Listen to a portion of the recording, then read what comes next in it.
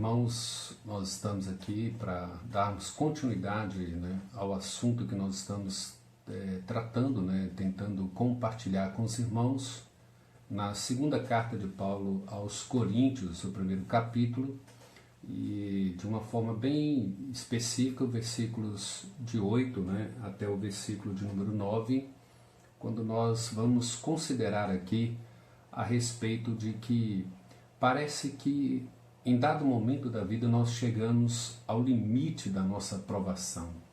Parece que nós vamos passando por provações, perseguições, angústias, e que chega um dado momento em que nós chegamos a nos entregar. Nós falamos assim, é o limite, basta, não aguento mais, não dou conta, e agora é só Deus. Se Deus não intervir, se Deus não agir, eu não dou conta mais e eu não sei o que fazer daqui para frente. Observem o versículo 8 da segunda carta de Paulo aos Coríntios, primeiro capítulo, dizem assim, porque não queremos, irmãos, que ignoreis a natureza da tribulação que nos sobreveio na Ásia, porquanto foi acima de nossas forças, a ponto de desesperarmos da própria vida. Contudo, já em nós mesmos tivemos a sentença de morte, para que não confiemos em nós mesmos, mas no Deus que ressuscita mortos. Então, observe essa expressão do apóstolo Paulo. Nós chegamos numa condição de que nós chegamos a desesperar da nossa própria vida. Sem dúvida alguma, é uma tribulação, uma angústia considerável, difícil de ser vivida, de se experimentar. Para uma pessoa como nós conhecemos à luz das Escrituras, a fé deste homem, o conhecimento que esse homem tinha para com Cristo, a vida de abnegação que Paulo já havia demonstrado para com Cristo. Quando ele, em sua carta aos Filipenses, ele escreve no versículo 21, que para ele viver é Cristo e o morrer é lucro, Gálatas 2,19, ele diz que está crucificado com Cristo, logo já não é ele mais quem vive, mas Cristo vive nele. E esse viver que agora Paulo tem na carne, ele vive pela fé do Filho de Deus, o qual o amou e se entregou por ele. Então observe que uma pessoa desse nível de conhecimento, desse nível de relacionamento com Deus, de abnegação para com Cristo, de passar por tamanha tribulação, por tamanha angústia, a ponto de fazer essa declaração, expressar esse sentimento, dessa angústia, dessa aflição ser tão desesperadora, a ponto de perder a própria vida. Paulo relata lá em Atos capítulo 14, versículos 19 a 20, sobre o momento em que ele sofre o apedrejamento, ou ele é ameaçado a ser apedrejado ali. Quando a gente vai para 2 Coríntios 11, do versículos 23 a 33, Paulo faz ali a narrativa do seu sofrimento, uma quarentena menos um, açoitado, noites em naufrágio, fome, nudez, como se diz, ameaçado de morte. Então Paulo consegue descrever as suas tribulações, as suas angústias, mas essa aqui muito específica de um momento em que nós paramos diante de Deus e reconhecemos a nossa fraqueza, a nossa limitação, Paulo ressalta aqui a necessidade de total dependência do Deus que ressuscita mortos.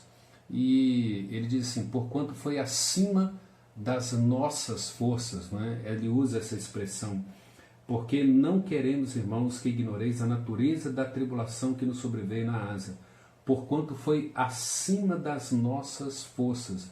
Parece que há momentos na vida em que nós não damos conta. E aqui, irmãos, nós temos que pensar e avaliar. Quantas vezes nós passamos por situações, quando nós a encaramos de frente, quando ela se torna uma realidade profunda em nossas vidas, nós falamos assim, olha, é além das nossas forças, não dou conta, não aguento mais, não suporto mais. isso demonstra uma aflição que, humanamente falando, na ótica humana, é insuportável. Não temos como lidar com essa situação por nós mesmos. Não temos como encarar essa provação, essa angústia de frente com as nossas forças, com os nossos recursos, com a nossa própria mente, com o nosso próprio coração. Como eu relatei aqui, Paulo é um homem, né, de, como se diz, de um currículo invejável, de um homem de extrema intimidade com Deus. E isso nos ensina, irmãos, que por mais próximos que nós estejamos de Deus, Deus trará provações e tribulações para nos moldar ainda mais, para nos lapidar ainda mais, para edificar a nossa fé, para edificar a nossa visão bíblica, a nossa visão sobre Deus, a nossa maturidade sobre Deus, para testificar ao mundo, né, que esse Deus cuida de nós, ainda quando nós não temos nenhuma força, ainda quando nós não temos nenhum vigor. O profeta Isaías nos ensina isso em Isaías capítulo 40, quando ele fala assim: não ouviste sobre Deus, sobre o Eterno, sobre o Criador? Não conheces Deus, aquele que multiplica as forças quando não há nenhum vigor?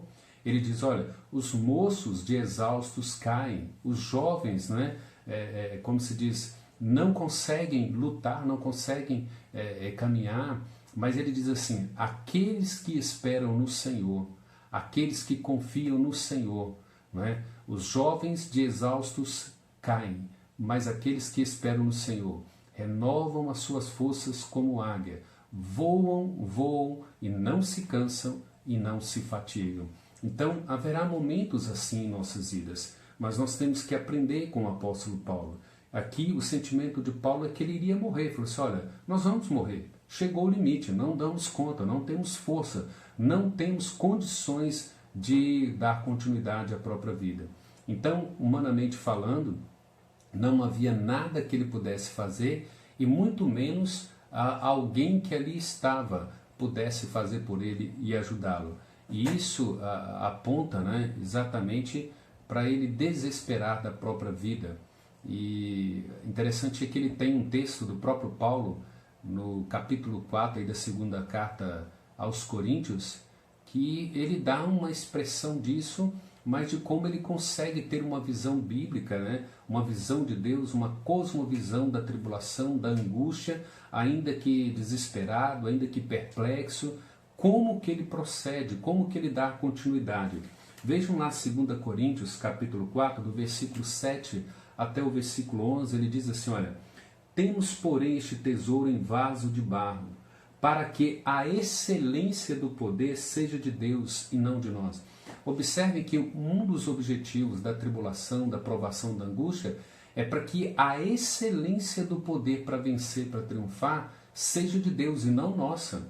Vejam que é aqui que nós exibimos a glória de Deus. Aqui nós exibimos o poder de Deus. Aqui nós exibimos o cuidado de Deus, a providência de Deus em nossas vidas. Então somos um vaso de barro para que a excelência do poder seja tão somente Deus.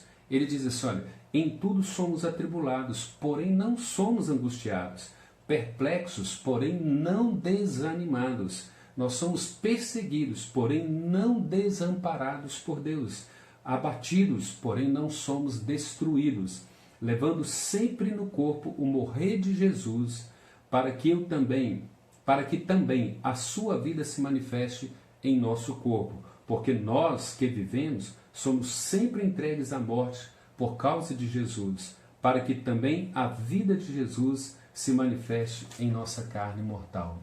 Então, irmãos, considere essas questões, não é?